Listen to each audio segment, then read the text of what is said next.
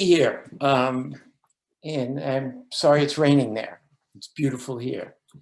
The story I'm about to tell, and the story I tell in The Last Million, is by and large a forgotten story, a lost story, a hidden story. But it is a story nonetheless that is an essential chapter in the history of the Holocaust, in the history of the Jewish people, in immigration history, in American history, and world history. And let me begin.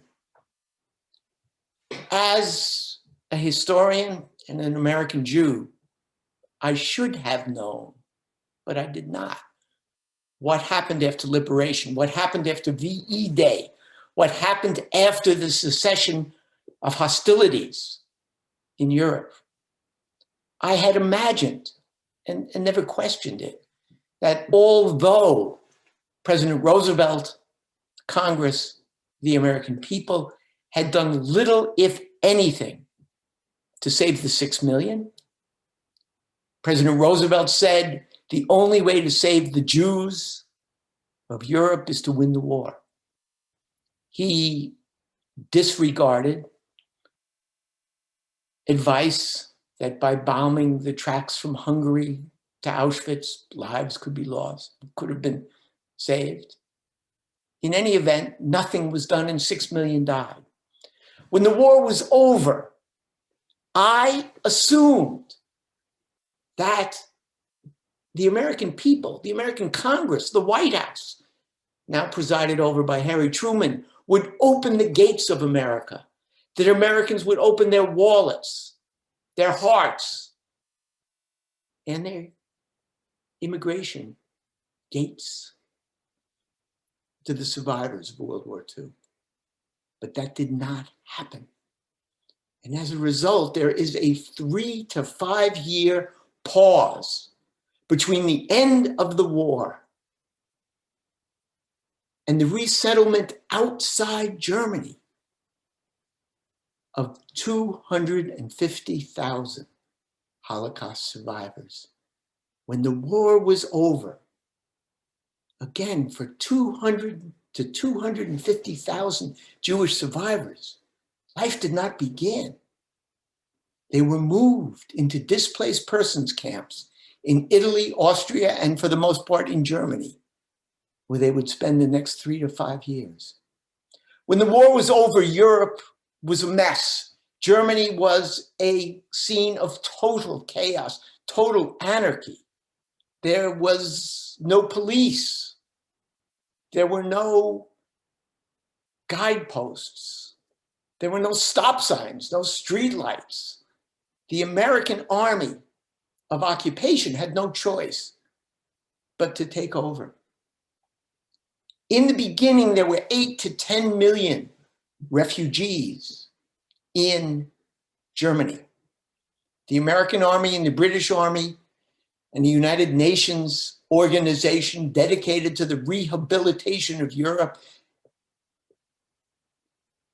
took care of the repatriation of all but 1 million of these refugees.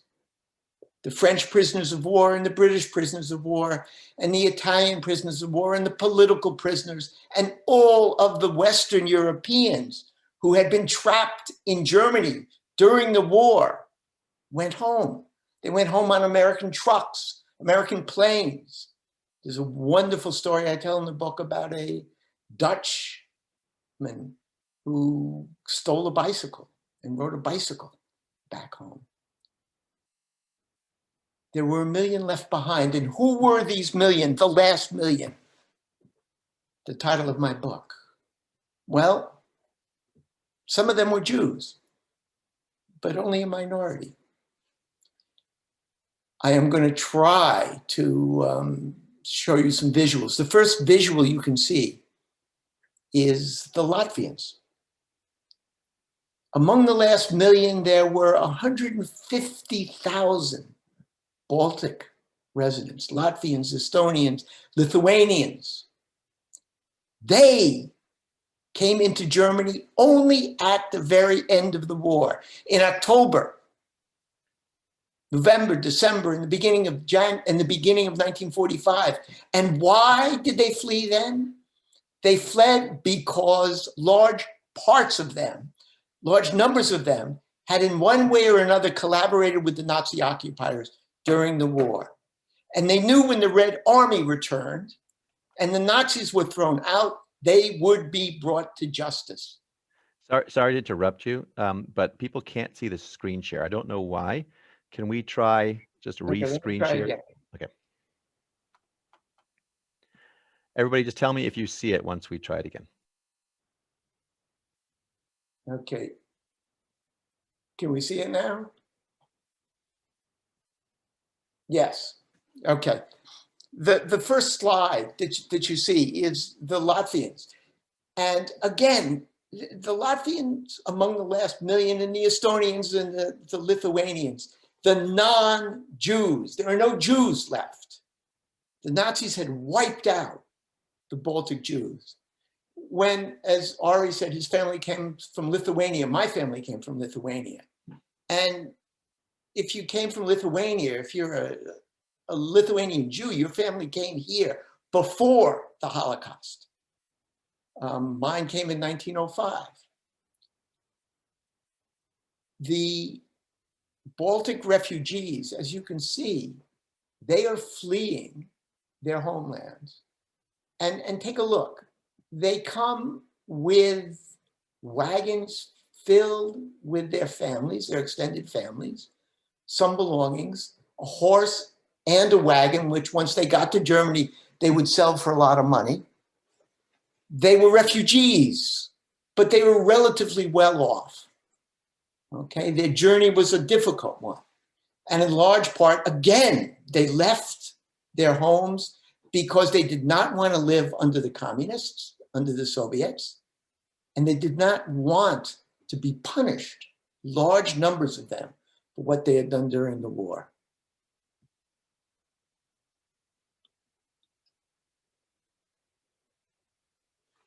The next group of displaced persons were the Jews. About 20 to 30,000, maybe 40,000 Jewish survivors were in Germany at the end of the war. How did they get to Germany?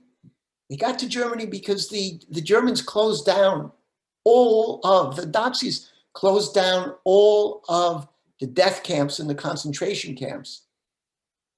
Auschwitz, Birkenau, all of them, at the end of the war, because they did not want the world to see what they had done, to witness their crimes against humanity. So they closed down the camps, they burned the corpses, they demolished the buildings as best they could, and they death marched for hundreds of miles the Jewish survivors. Some walked all the way into Germany from Poland. Others were put on trains. And why were they brought into Germany?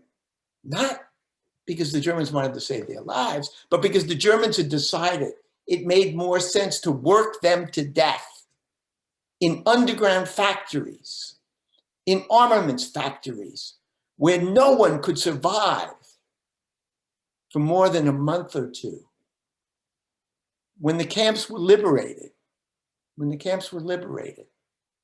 Allies the Americans and the British were disgusted. They were overwhelmed by the stench, by the typhus, by the fragility of the survivors. A large number of survivors were not Jews. There were some Jews. At Bergen-Belsen, one of the larger camps in Germany, the survivors were moved down the road to the part of the camp that the German guards had lived in the German military. And the camp itself had to be burned. And here we see the British soldiers burning the camp. Again, the survivors were moved down the road into Bergen-Belsen, and the Bergen-Belsen displaced persons camp, right? Displaced persons camp was where the survivors were put by the Americans. The American soldiers divided up the refugees by nationality in the beginning. They put everybody together. They did not recognize the Jews as a national entity. If you were a Jew from Poland, then you were categorized as a Pole. If you were one of the few from Lithuania or from Ukraine, you were put into a camp with non-Jewish Ukrainians, or non-Jewish Lithuanians, or non-Jewish Poles. Here is one of the first DP assembly centers where the last million were put together. And this is a woman not with the same kinds of belongings that the Latvians had, but this is a baby carriage. This is a discarded baby carriage. And on top of it is a blanket, and that may be a suitcase. She may have had some belongings.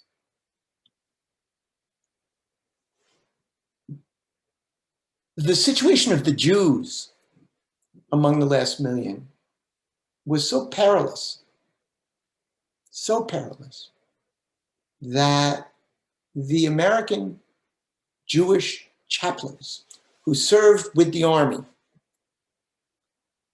wrote their congregations, their families, their congressmen, every American Jewish organization they knew of, and they said, something must be done to aid the Jews. There are only 30 to 40,000 of them in Germany at this time, but we've got to get them more food, more health supplies. We've got to get them doctors. We've got to cater to their spiritual needs. And Truman and the State Department sent an emissary to visit the camps, and that emissary came back to Truman in October, and he said to Truman, we are treating the Jews exactly like the Germans did, but we're not exterminating them. And Truman, God bless him, immediately wrote Dwight Eisenhower, there's Eisenhower, who was the head of the occupying forces in Germany. And he said to Eisenhower, I don't know what the hell you're doing, but I want you immediately to visit all the camps where there are Jews and to separate out the Jews, the Polish Jews from the non-Jewish Poles. Give the Jews their own camps. Give the Jews their own camps and let them run this camp. And by God, please get all the Germans away. And they don't need American soldiers to patrol their camps. They can take care of themselves. And Eisenhower went on a tour of one of the camps. It was Yom Kippur, the first holiday after the Holocaust. And he went, and as a symbol of solidarity with the Jewish survivors, he goes into the synagogue and he prays with them. Accompanying him on this trip, and this is to show what the Jews went through, accompanying him on this trip is General George Patton. And Patton goes into the synagogue with Eisenhower, and when he gets out, he writes in his diary, and thank God for historians, Patton died too soon to be able to destroy his diary, so we know what he was thinking.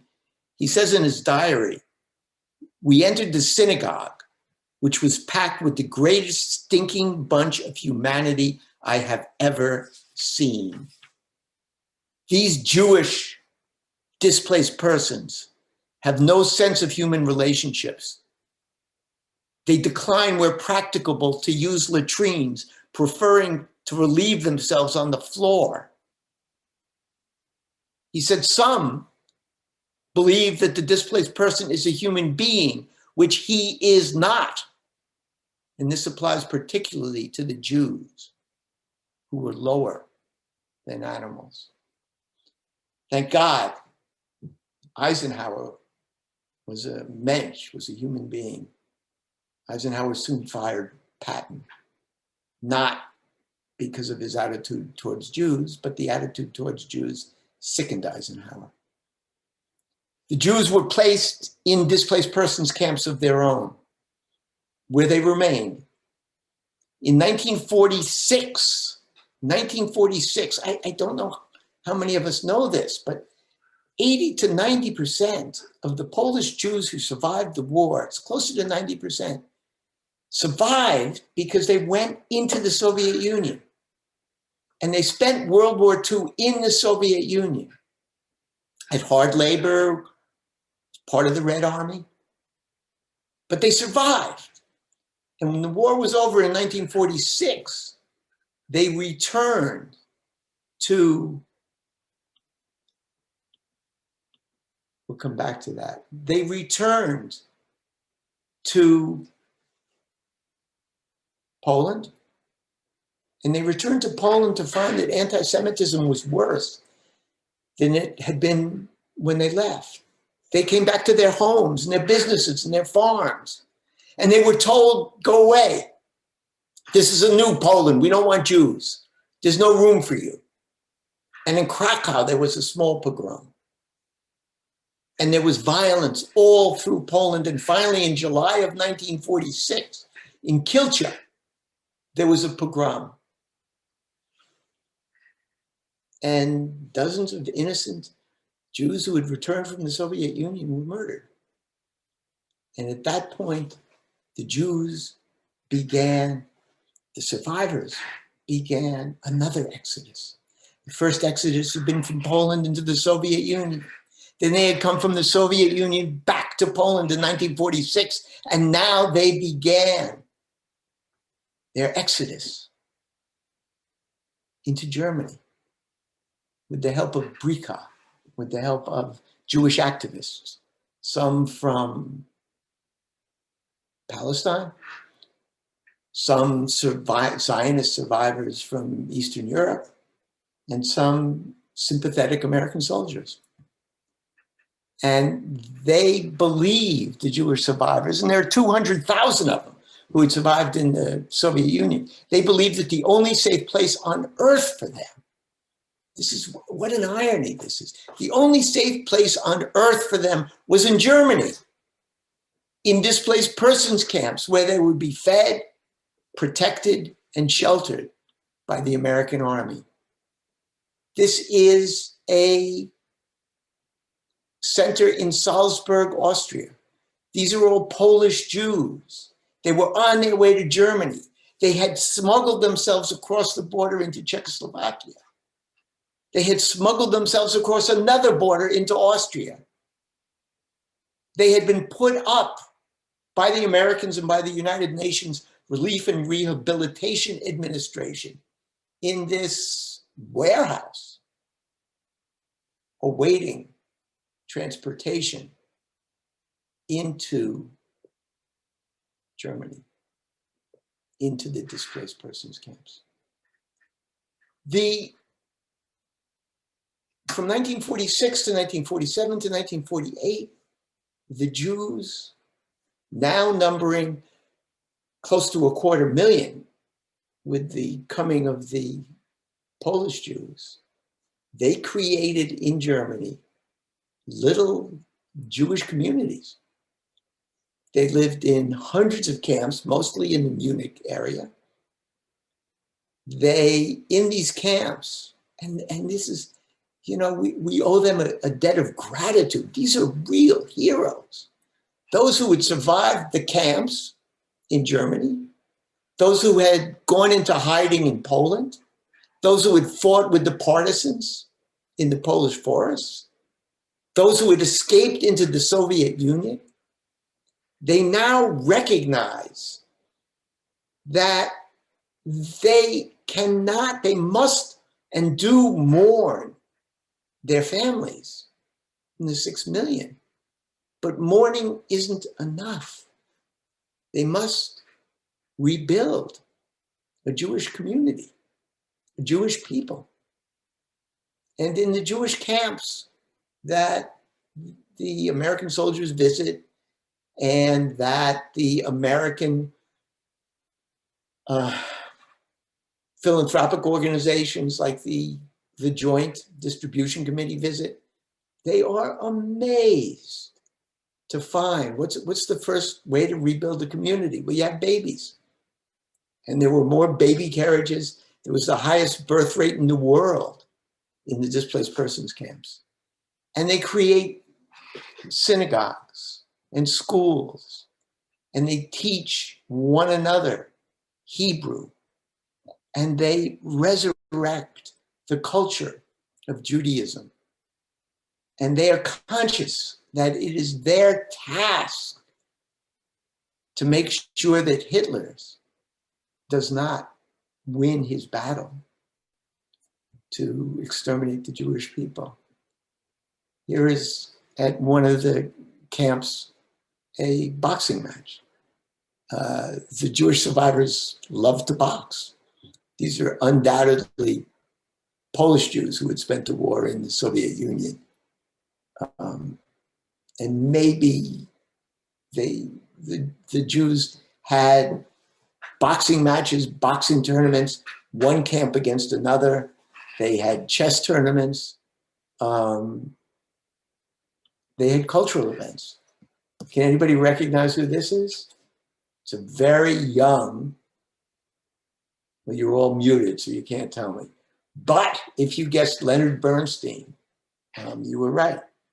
This is Leonard Bernstein. I think he's 25, 26 years old. And he's conducting an orchestra, and many of those in the orchestra are survivors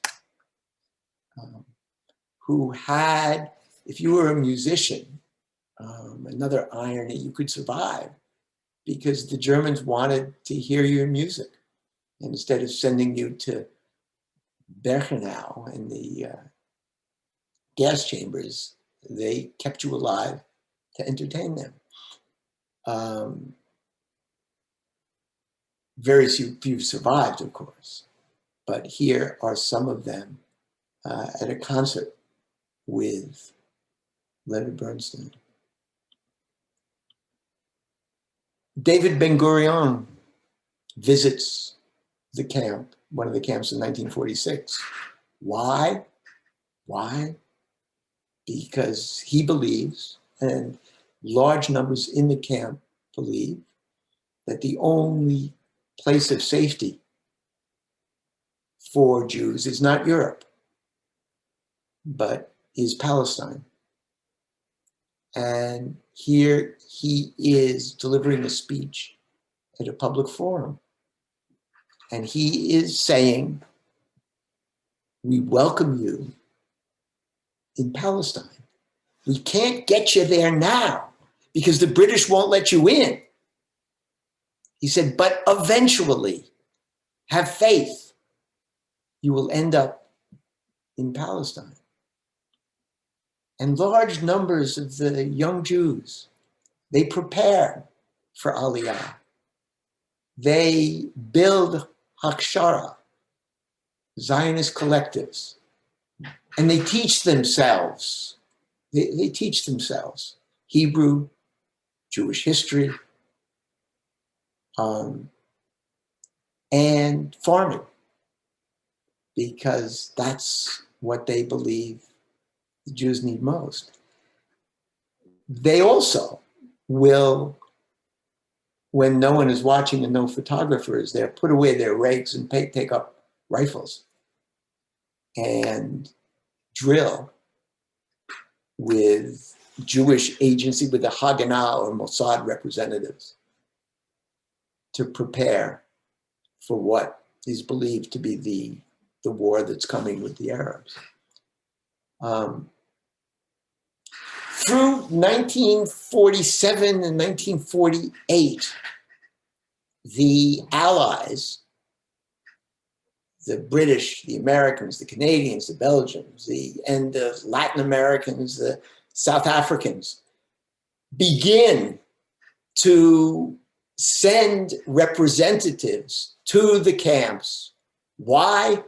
Because there is an international labor shortage. An international labor shortage.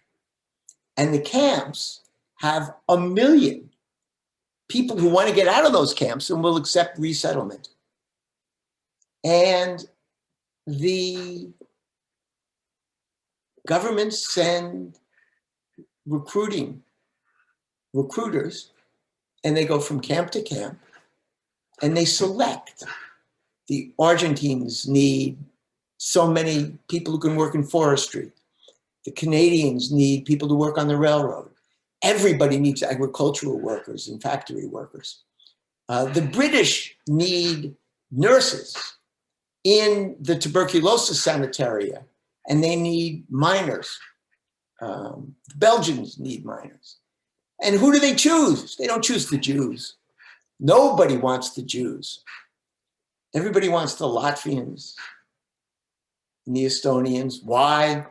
Because they're Christian, because they have a reputation as being hard workers, and because the Cold War has already begun, and the Latvians and the Estonians and the Ukrainians are viciously, vehemently, violently anti-Soviet and anti-communist. And if Cold War turns into World War, you want a lot of these Latvian anti-communists on your side. Nobody wants the Jews. This is one of the Estonian criminals who finds his way into the West. It's called Linus. He finds his way into the United States. This is Bishop Trifa. I'll tell you how he gets into the United States in a minute. He is a vicious Romanian member of the Red Guard whose speeches had led to a frightening pogrom in Romania. This is Yakov Palij, a Nazi camp guard. He makes his way into the United States. Some of these people go to Canada and South Africa, and then they end up in the United States. There are a small number of Jews who can't wait to go to Palestine. They want to go to Canada.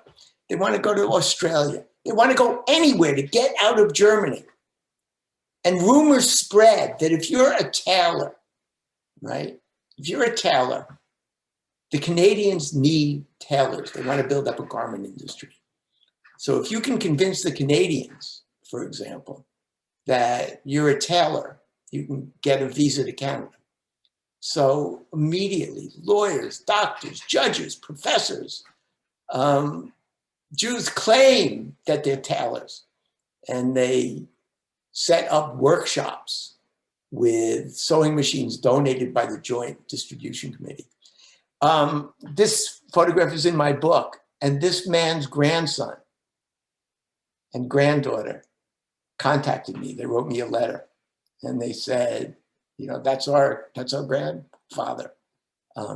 He was a tailor, right, from Poland, and he's teaching all these others. But it doesn't matter. It doesn't matter. 500 to 1,000 Canadians are given visas to go to Canada. Most of them, you not only have to be a tailor, but you have to have a relative in Canada. And the Canadians are better than everybody else. The only way out for the Jews is what we call the illegal, the aliyah bet, is they smuggle themselves out of their camps with the help of the Jewish brigade, Jewish soldiers who had fought with the British and stayed in Europe instead of going back to Palestine to help smuggle Jews out. With American money and the help of the Mossad and the Jewish Agency and sympathetic American and French and Italian governments, the illegal aliyah begins. This is 2 Jewish displaced persons who have been smuggled out of their camps in Germany. They end up in Marseille before their departure to Palestine on the Exodus, 1947. I talk about this. Again, while the Latvians and everybody else are getting legal visas, the Jews have to smuggle themselves out. And they do, maybe 70,000 in total. Their story is not a happy one. The British intercept them at Haifa, put them on boats, and send them to Cyprus and put them in other camps, except for the Exodus people. They are put on boats and brought back to France, and then put on more boats and taken back to Germany and put in displaced persons camps again. Interesting story. When they get to Marseille, they're about 2,000 refugees of the last million. And the Mossad rounds up every forger in Marseille. And Marseille was a center of crime then. And they bring all the forgers and they bring bunches of photographers to the camps to forge papers for every one of these Jews so that they can get onto the ship and hopefully get to Palestine. There's a war that begins in 1947, and the Jewish displaced persons, the young, feel that they have an obligation to go and fight. And this is a photograph of a Jew, a young Jewish man who's going off to fight. I don't know whether this is, I don't have the date, I don't know whether he is going on the illegal Aliyah before there is an independent state of Israel or after May of 1948. But to his parents, it doesn't matter because they don't know if they will ever see him again.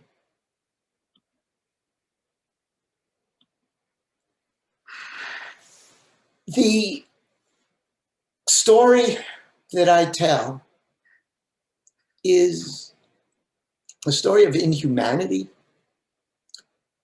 It's a story of the residue of anti-Semitism that exists when the war is over. There is no singular anti-Semitism. Anti-Semitism takes many forms. And in the period that I'm talking about, in the Cold War, it takes an entirely new form. And the form that it takes is manifested in June of 1948.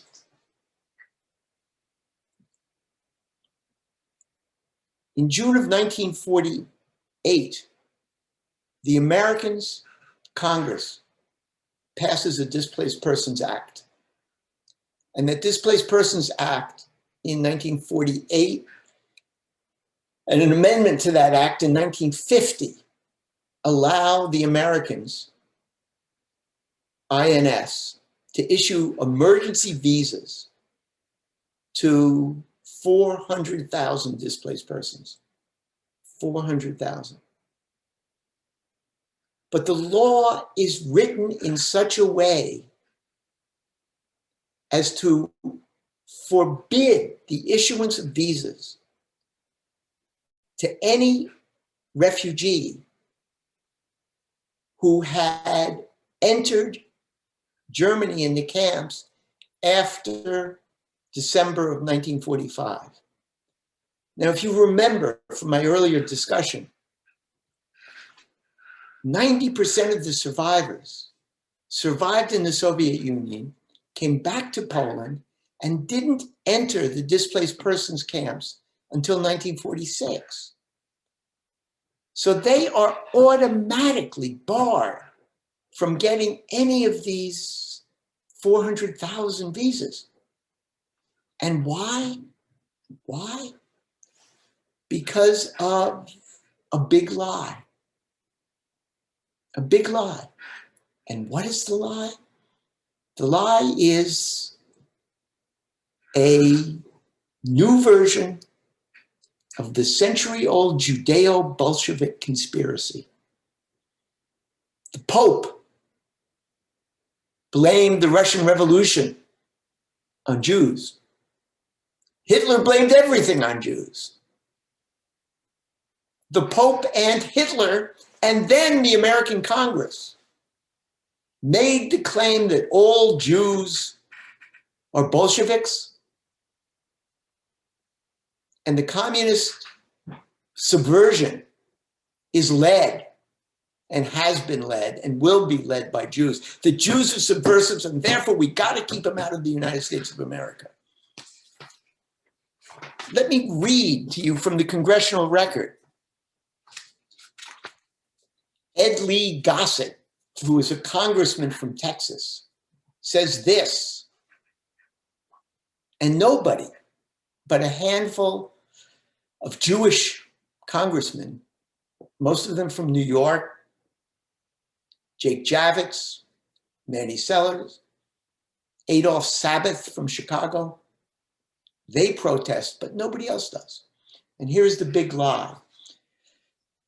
Gossett says, again, this is on the floor of Congress and it's reprinted in the congressional record. Anybody who wants to look can find it.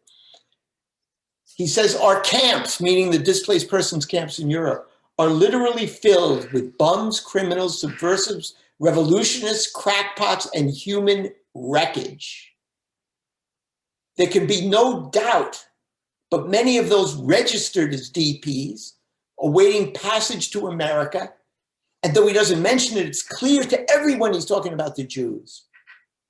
They have been schooled in subversive activities and seek entry here to serve foreign ideologies. Mr. Dorn, congressman from the Middle West, I believe, says, one of the favorite devices of the dictators is to employ a fifth column. There are more communists in New York City today, he's talking in 1948, that there are in the entire country of Holland. No great country was ever destroyed, or at least it's happened very seldom from without. It is always from within. We cannot let any more subversives enter this country. And John Rankin of Mississippi says to his fellow congressmen who are about to pass a law, which as yet does not have the amendment which excludes the Jews, he says, I believe you are getting ready to bring into this country a gang of well-trained communists and representatives of the Comintern who will spread out over this country for the purpose of plotting the overthrow of this government. Boom. And the result is that this big lie is spread through the halls of Congress and the Senate. And those who know it's a big lie keep silent. Keep silent. And the law is passed. The law is passed, keeping out 90% of American Jews. I'm sorry, keeping out of America 90% of the Jewish survivors.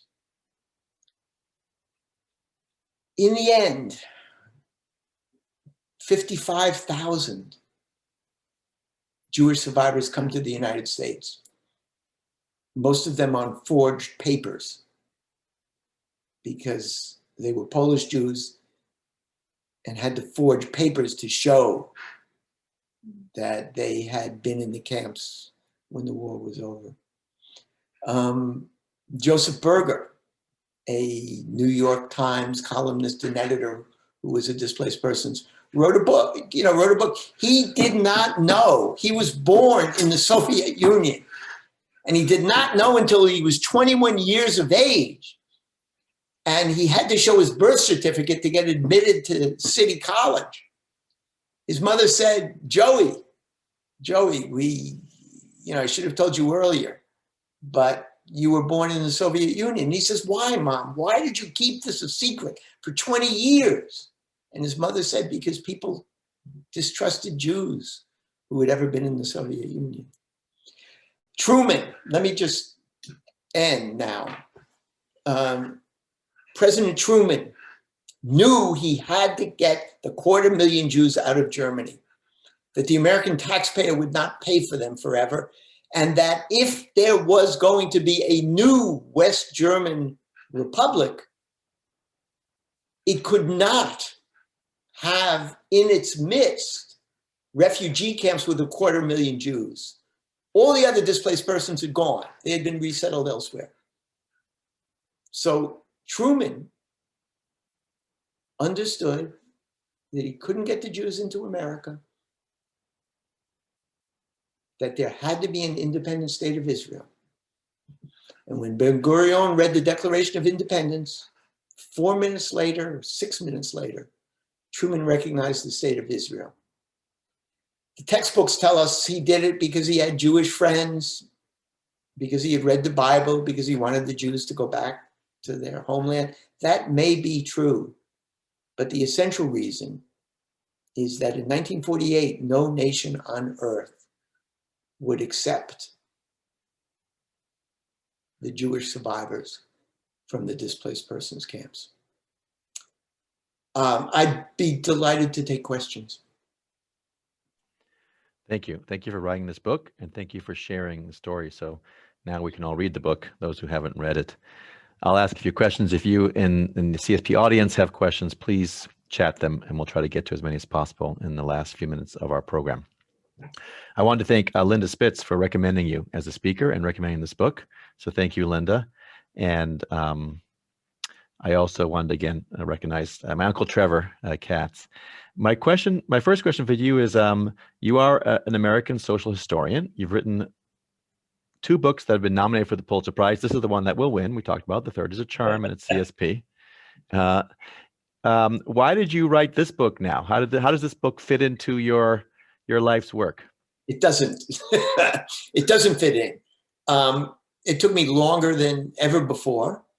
It took me, I had to use my graduate students who spoke and read and could translate Russian and Hebrew and Yiddish and Ukrainian and Polish and German to do this book. It took me 8 years. Every other book has taken me 5 or 6 years.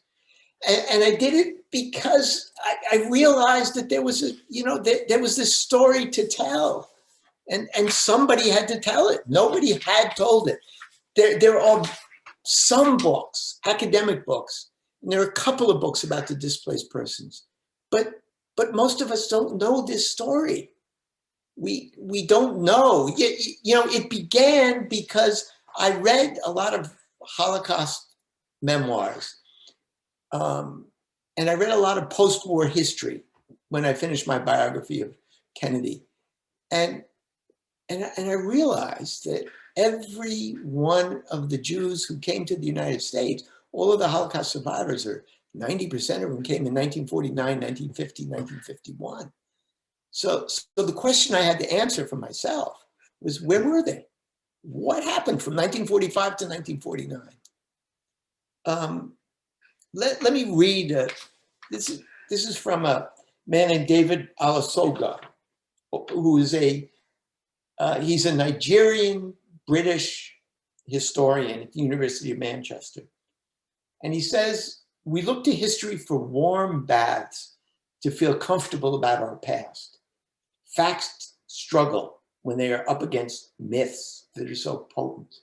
Well, the myth I was up against was that when the war was over, the Americans, recognizing that they had fought a war against racism and prejudice, said no more and welcomed in the Jews.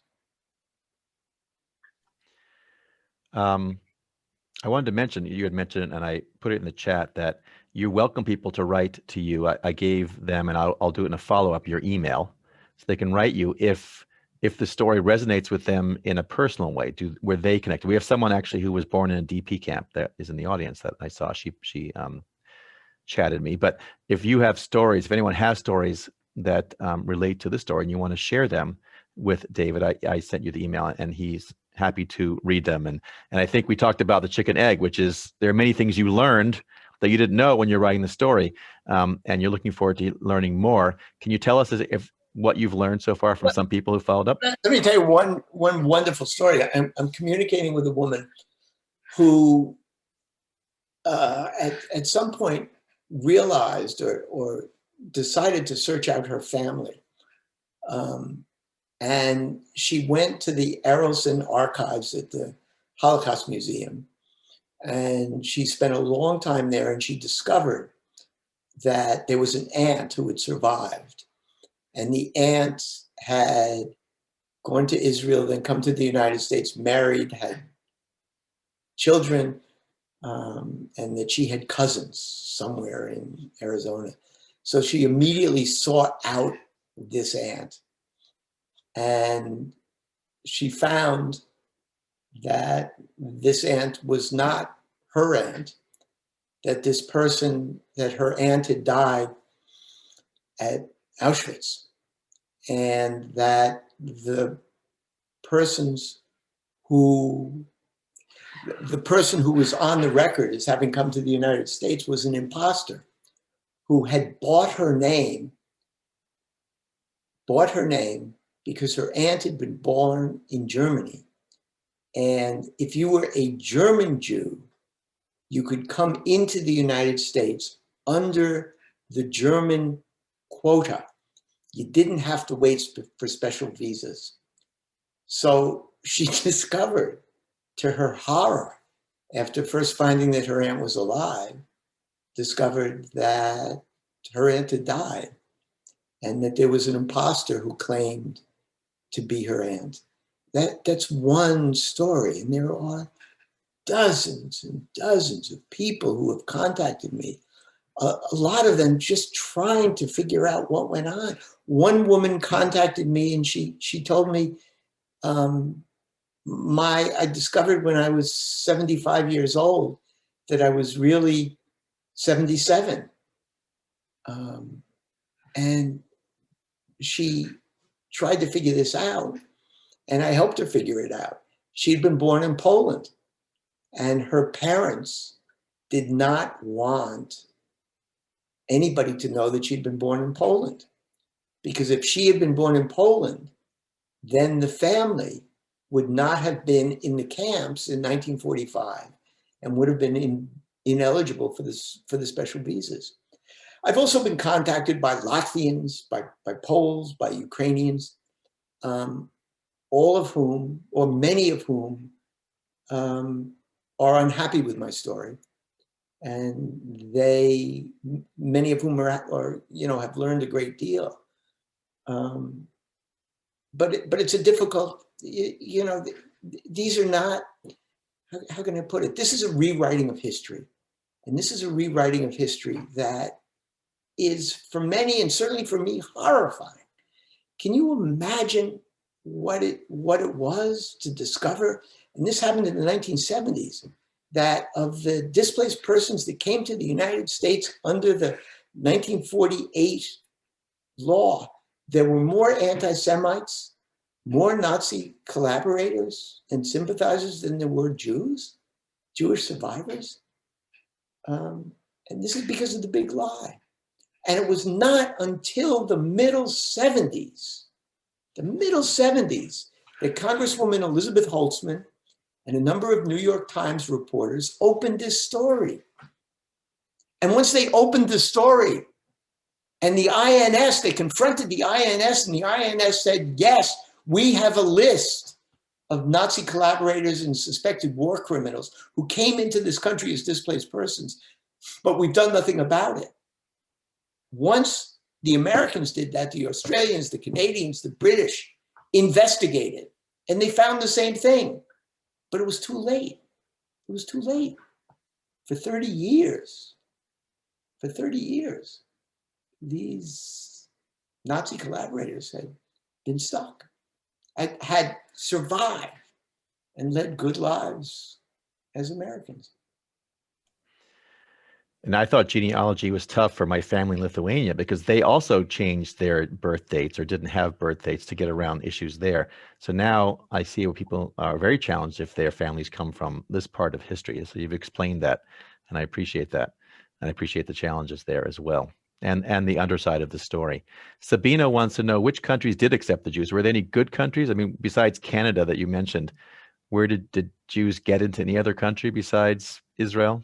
Handfuls of Jews got into, every country. The Canadians were the best, in large part because there was an organized Canadian Jewish community, and they used all the political power they had to get the Jews in. The American Jewish community was well organized, but its commitment was to feeding the Jews who were stuck in the camps rather than bringing them into the United States. We've also got to recognize that there was a battle going on between Zionists and non-Zionists. And the Zionists didn't particularly want the gates of America to be opened. They wanted the Jews to go to Palestine. So it's a complicated story. But, as you'll see when you read my book, I've got the figures there. The figures are frightening. The Americans ended up taking more Jews than anybody else, 55,000. Canadians were second. The Australians were third. There were some who went to Argentina, some who went to Brazil, a number went to South Africa, but the vast majority end up in Israel. And some because a lot because they want to be there, but many more because there's no place else on earth that will accept them. And a lot of survivors, the last thing they want after living through World War II and spending 3 to 5 years in displaced persons camps is to go to a nation at war. Is there a documentary that's being made on the subject that you are aware of or involved in? No. Steven Spielberg contacted me immediately after the book came out and read the book and loved it. But there's no through line here. I'm a historian. So I don't tell the story in such a way that it can be made into a feature film. There's no Schindler who is part of the story from beginning to end. Hopefully we will see. The book has gotten extraordinary publicity, in large part because of Zooms like this. And I have spoken and will continue to speak out. This is a story. I've written a bunch of books, but this is a mission. People should know this story. And people should know this story, Jews in particular, so that we don't allow big lies to dictate immigration policy and refugee policy in the 21st century. We were the victim of a big lie. We were a victim of a politics of fear during the Cold War. We were a victim of, of politicians who lied about the danger we would bring to the United States. And we can't allow that to happen. We have a responsibility, I think, a large responsibility that history gives to us to be at the forefront of struggles for refugee rights. Rochelle, one of our supporters out here in California, one of the things she did was interview survivors for a survivor project. And she said that many of the survivors that she spoke to, or people that she spoke to, said the Soviets were just horrible to the Jews. And she wanted you to talk about that if you wouldn't mind about. Yeah, no, I'd be happy to. The Soviets were horrible to everybody during the war. The Soviets were horrible to the Ukrainians, and they were horrible to the Belarusians, and they were horrible to everybody. And they were more horrible to the Jews. But the Jews survived. The Jews survived in the Soviet Union. And if the alternative was death in Germany or in Poland or in Europe, or survival in the Soviet Union, I mean, the Jews chose survival.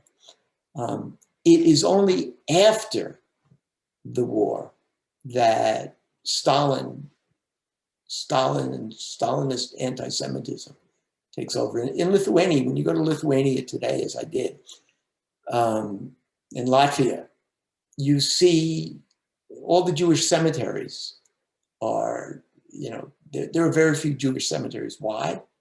There are very few synagogues. Why? Because when the Russians came in and took over, they obliterated all sign of Jewish culture.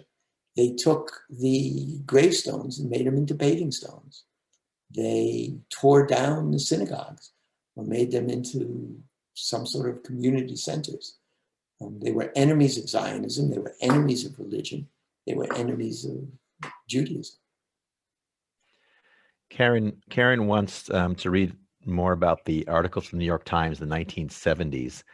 So if you wouldn't mind afterwards just emailing me, or I can find them, I'll share with everybody these articles that you mentioned about the Nazis and the displaced camps and all that. They're all also, an easy way to get them is in my bibliography and in my notes. It's all there. Another reason to buy the book, Karen.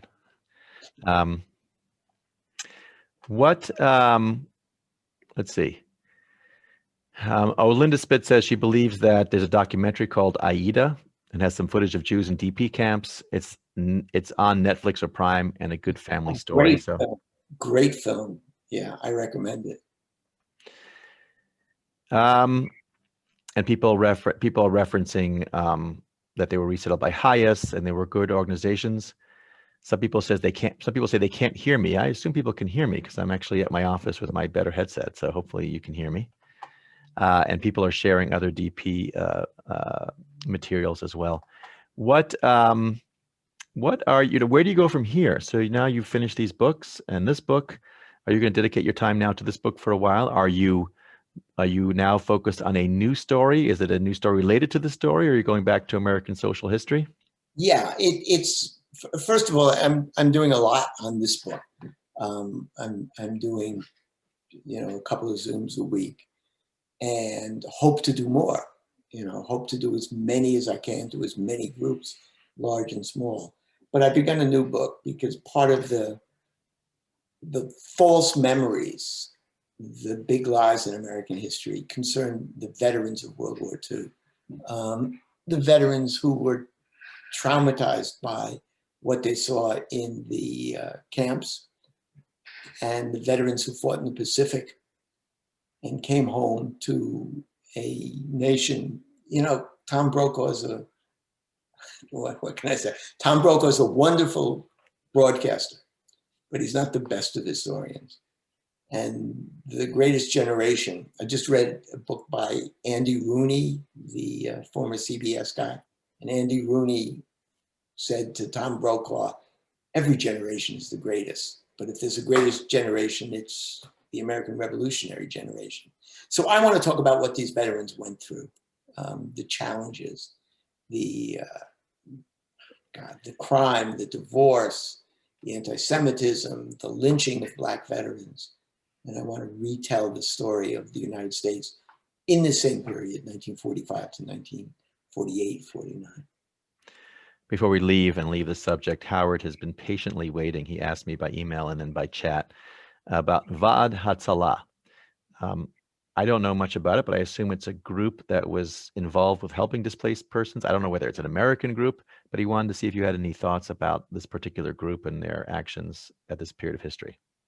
Yeah, it's mostly, as I know of it, the group is a Zionist group, and it's mostly concerned with bringing Jews and bringing supplies into Palestine.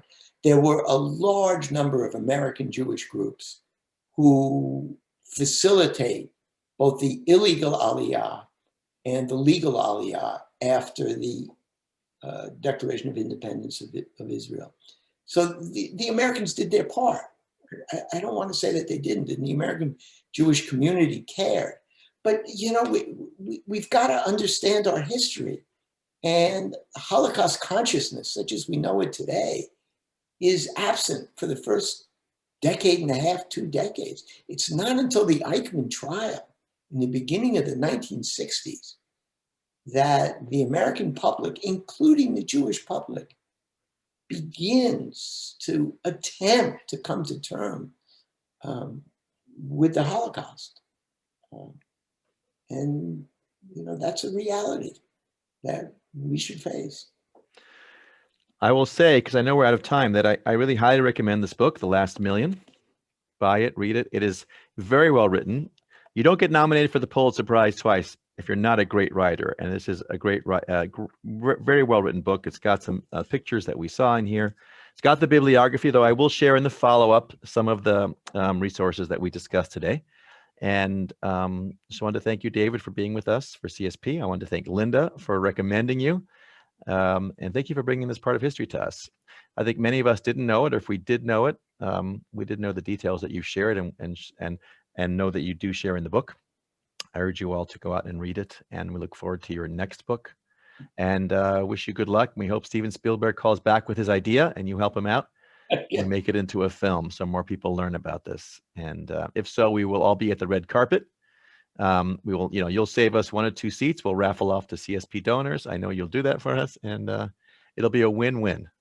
So we wish you luck with the Pulitzer. Thank you so much. It's been a pleasure. I wanted to thank you all CSP people coming out on a Sunday, learning about a part of history.